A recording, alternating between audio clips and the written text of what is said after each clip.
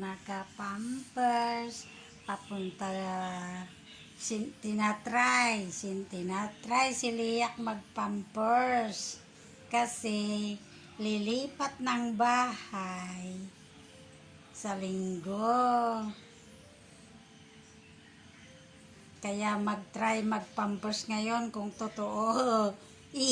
Mag-ihi ka, Liak? Ha? Iihi ka? Wow! Iihi ah! Sige, mag-ihi ka na, Liak. Mag-ihi si Liak. Mag-ihi si Liak. Sige, try yan try. Kasi lilipat ka ng bahay sa linggo. Kailangan mag-pampers ka, Liak. Sumakay doon sa sasakyan ni Sir.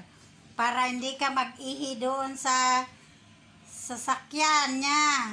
Liak Nag-ihi ka na ba? Tignan natin kung nag-ihi ka.